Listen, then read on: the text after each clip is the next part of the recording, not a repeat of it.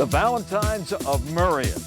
Now that expression has nothing to do with Cupids or chocolates, but it has everything to do with growing grass and improving conditions at one of the most historic golf courses in the world. Welcome to Inside Golf.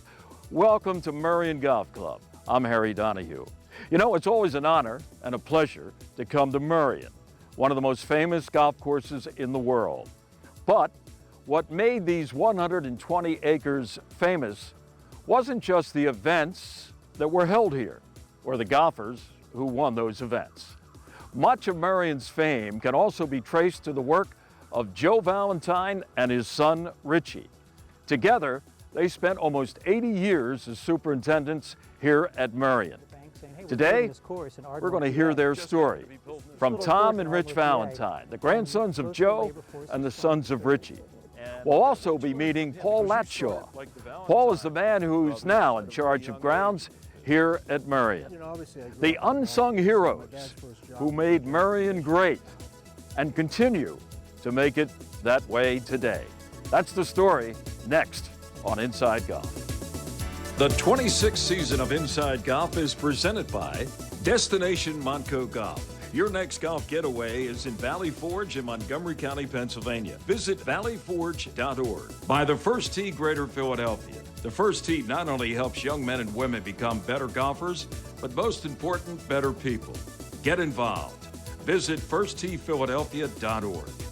By the Philadelphia Association of Golf Course Superintendents, a community of professionals enhancing the game of golf since 1925. Make sure you thank your golf course superintendent today.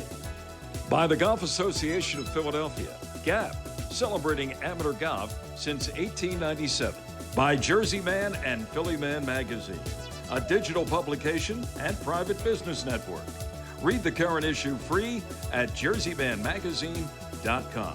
And by Inside Golf's partner since 1998, the Philadelphia PGA section, the experts in the game and business of golf. Golf is the great equalizer. For many, this journey is an escape from reality, a chance to be part of a team, a career opportunity. PGA Reach impacts lives through golf by lifting people up, giving them hope, and sending them down an alternate path that they never saw coming. With PGA Reach Philadelphia, as in life and in golf, the most important shot you take is the next one. For over 2 decades, First Tee has created experiences that build character. We believe every kid deserves to feel supported, safe to try something new, and to be prepared for what comes next. We develop their swing, but more importantly, their inner strength. Because we know what's inside doesn't just count, it changes the game. Come join us at First Tee.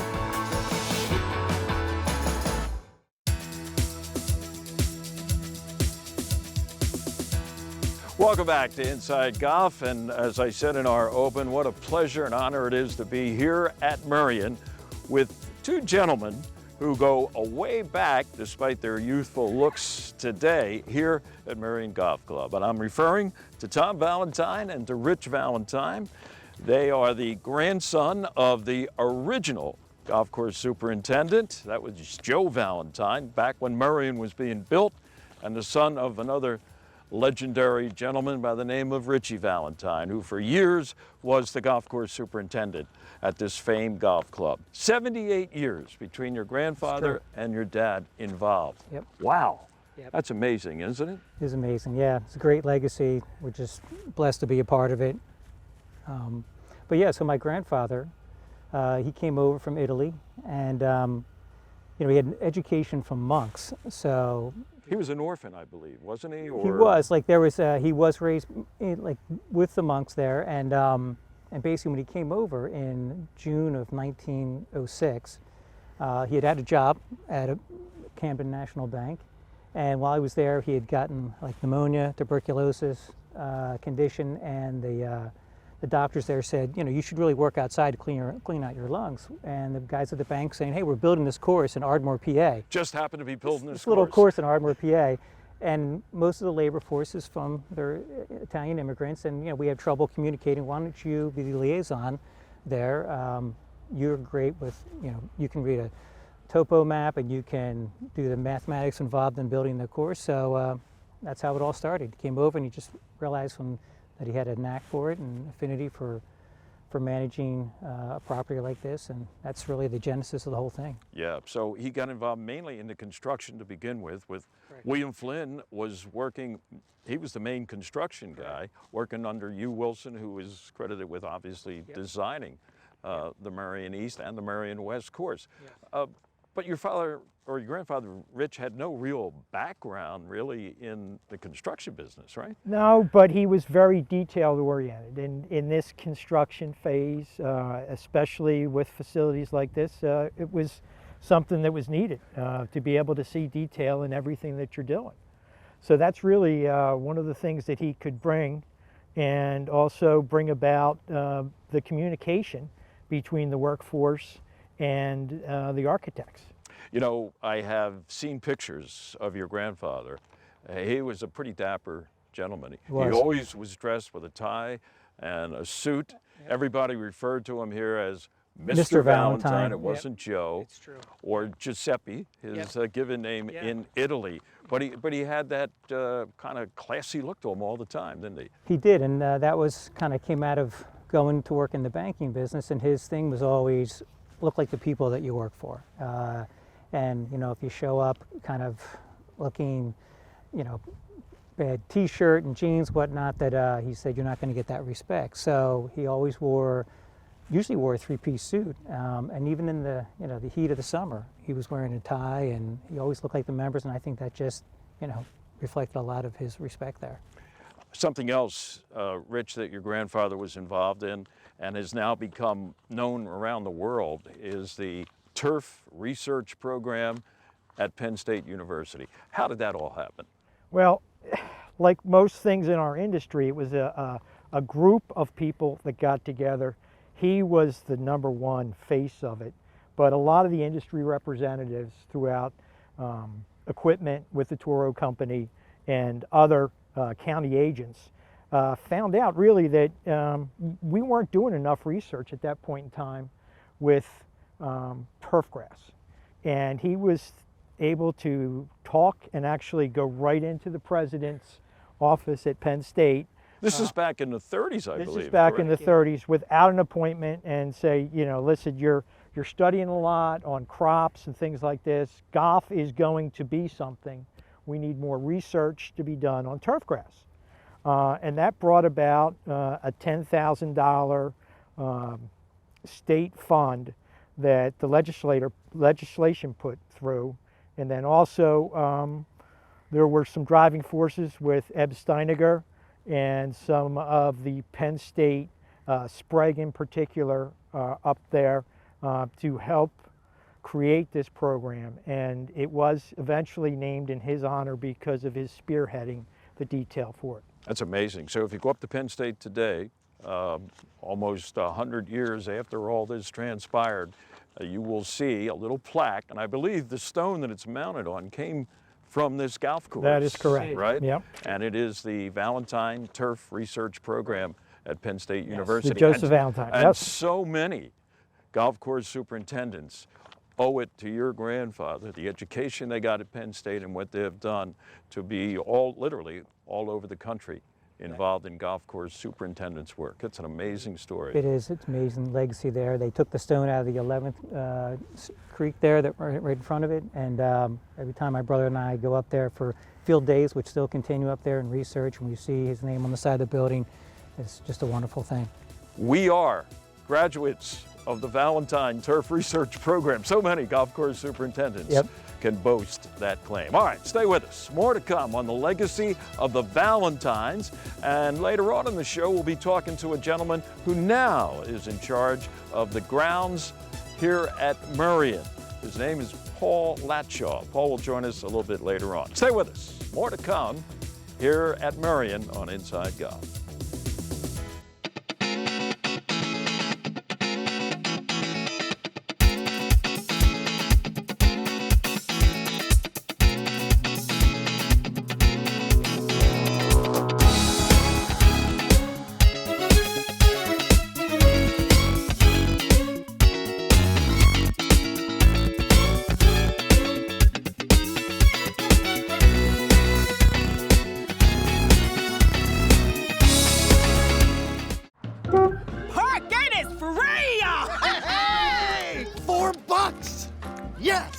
With so many affordable things to do in Montgomery County, PA, go ahead, freak out.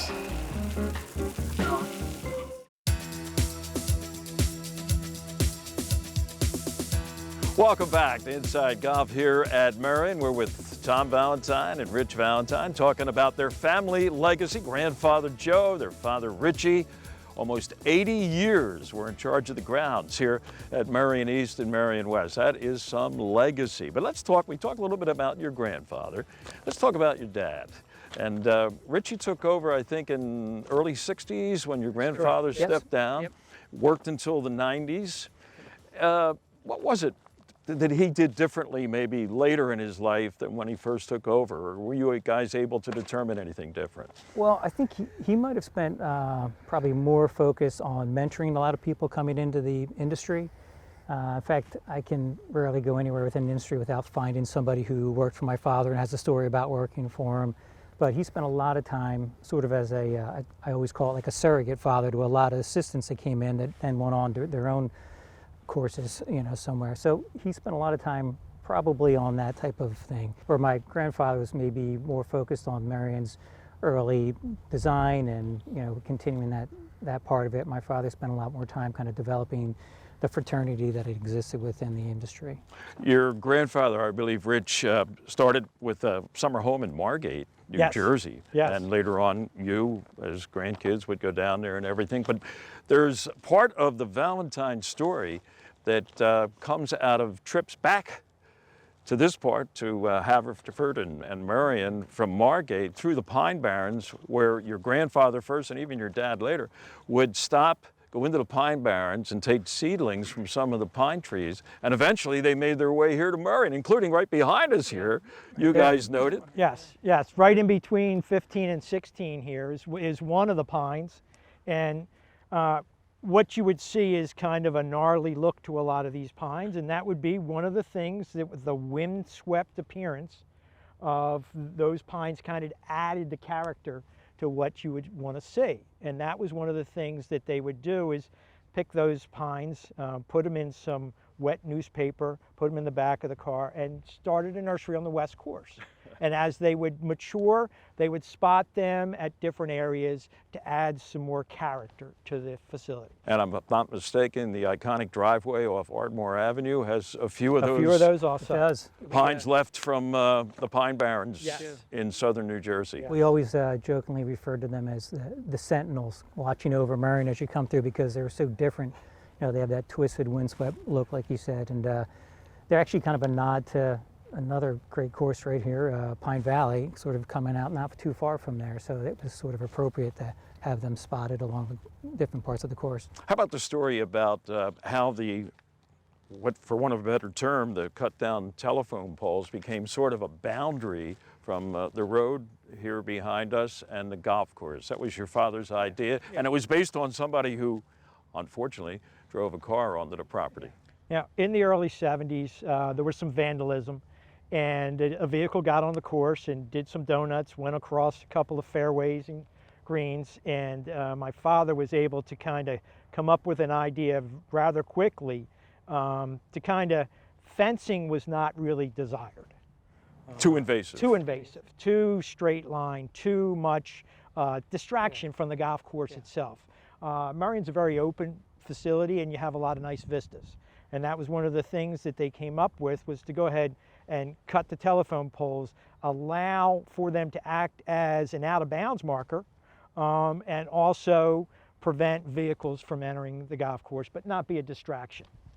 You fellas lost your mother at, in your teenage years, and you have one other brother. So there was 3 young teenagers. Your dad was here all the time, but suddenly now he's a single parent, and he had to manage being a parent and running this golf course from the superintendent's point of view. How did he handle that? Yeah, that was a shock that actually happened right after the 81 Open. So here my father's kind of coming to this zenith in his career of everything happening, and then not many more months after that, my mother passes away suddenly. So, but we were very well connected with our father, having worked every summer of our life with them. I mean, literally, as soon as we could hold a divot bucket at age 6 or 7, we were over here after school every summer. So we were fortunate to be very connected to him, and he did take on like both parental roles as best he could. But it was difficult. I mean, my mother was definitely the great woman behind the great man there. She did everything she used to do, kind of allowed him to shine. He was able to kind of give himself to Merion 101%. But it was, that was a rough go. But we had that connection growing up with him, and he pulled us through. Amazing. Amazing. Man of strong character, man of faith too. Very went to much mass, so. Very went much to so. mass every Just about day. every day, yeah. He went to mass every day, and he probably. Family, faith, Merion, and fishing. Right. Well, and his father, Joe, would have certainly appreciated that, having studied under the monks in Italy. Yes. And passed on that strong sense of faith to his son, Richie. Gentlemen, stay with us. We'll be back. In fact, when we return to Merion, we'll be talking to the gentleman who is now back at Merion as Director of Grounds. Second trip for Paul Latshaw with that description. And our old friend John Capers. You don't come to Merion without talking to the archivist. John's thoughts as well on the Valentine legacy. That's next on Inside Golf.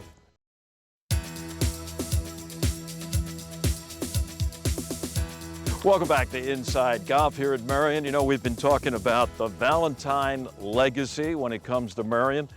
Paul Latshaw has his own little legacy in his family. Paul, first of all, is the superintendent here at Merion now on your second tour, right, Paul?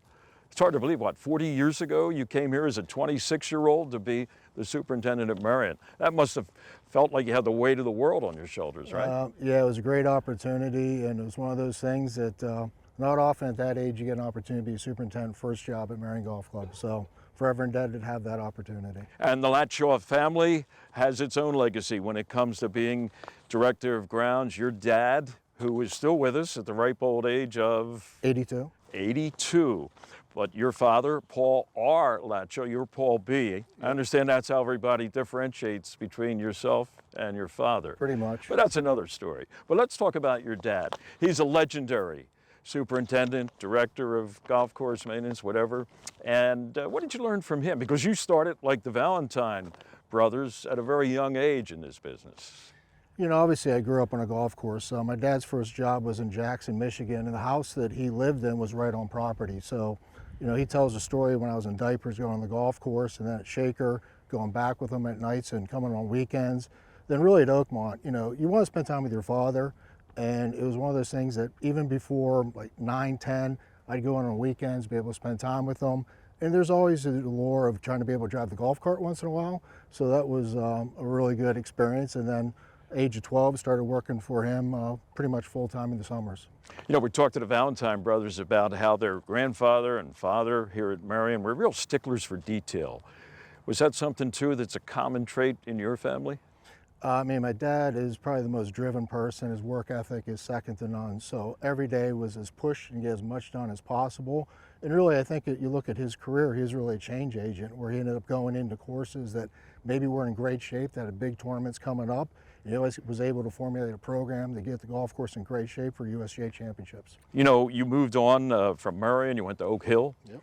And you went then to Nicholas Design, and you worked for the GOAT, Jack Nicklaus, at Muirfield Village for several years. What was that like? It was great. Obviously, every place I worked was very special. I have fond memories of them all. Right after the 2003 PGA Championship at Oak Hill, got the opportunity to interview with Mr. Nicklaus, and that was a really interesting thing. You get off the plane, and you're not sure if you should ask for an interview, or you're going for an interview and you don't know if you want his signature first, an autograph, but it was a great opportunity because, Jack was always tinkering with the golf course, always trying to make it better. And so every year there was construction going on to make the golf course the best for the Memorial tournament. We also got to do the President's Cup, and for a brief period of time I actually worked for Nicholas Design when the economy was doing pretty good, and got to learn a lot about the agronomy aspect of building golf courses and the construction. Well, joining us now here at number 16 at Merion is a gentleman who's been around Merion a long, long time. Good friend of the show too, John Capers. John, good to see you. Glad to be here. John is the archivist here at Merion Golf Club. He's been playing this golf course forever. And John, who better than yourself maybe to give us your impressions, your memories of both Joe Valentine and maybe more recently, Richie Valentine, when you were growing up as a kid and as a member here at Merion? Well, both Valentines I did obviously have a chance to know, but more so Richie than Joe. And standing here on 16 green brings back a memory when we had a huge ice storm. Richie had a huge Wagoneer, and we came here and there was several inches of ice on this green and we couldn't get rid of it. So Richie decided the easiest thing to do was to drive the Wagoneer over the 16th green. And he drove it all over the green. You wouldn't be trying anything like that, would you, Paul? Probably not. And it didn't break the ice at all. So eventually we ended up on our hands and knees with ice picks and hammers. And boy, when that ice turned over, it was pure death. And you know what that smells like. It's just awful. Wow. How about, you have a memory too about something regarding, what's it, Richie on 15? On 15, before we put the telephone poles to protect people from driving onto the golf course, a young man had turfed the 15th fairway that evening. And the next morning, Richie went and started calling all the body shops up and down the main line. And by 11 o'clock, they had found a car that was in there full of dirt on the underside. And obviously soil sample, I think he was hauled out of school. Wow, how about that? So you hadn't had those problems, right? No, sir. Well, at least we haven't. you can refer, as many people do, to John Capers to find out, hey, what did they do then? And John always has the answer. Well, being here as long as I have, every once in a while, it's happened before. How about John Capers' record here at Merion? How many club championships at different levels have you won? Well, if you live long enough, you can go from junior to super senior, so there are 19 in total. And you've done just that. Yes, sir. Always a pleasure, John. Thank you very much. You are you come to Merion, you've got to go to the archives and get a tour with John Capers. Glad to do it anytime. All right. Gentlemen, thank you for joining us. Thanks for We'll be having us. back. I'll have a final word on legacies, whether it's Latshaw's or Valentine's, and just your local superintendent, and a little bit of advice. That's next when we come back on Inside Golf. Park gate is free! Hey! $4! Yes! With so many affordable things to do in Montgomery County, PA, go ahead, freak out. The Golf Association of Philadelphia. Founded in 1897, GAP is the nation's oldest regional or state golf association. We serve amateur golf in Eastern PA, Southern New Jersey, and all of Delaware. GAP welcomes all golfers, junior or senior, male or female, public or private. Join the Golf Association of Philadelphia today. Our mission is always to preserve, protect, and promote the great game of golf. Before you tee it up, look us up. Visit gapgolf.org to find out more. Well, that's going to do it for our trip to Merion again, talking to Tom and Richie Valentine about their grandfather and their father. But before we go, a couple stories, some light notes maybe.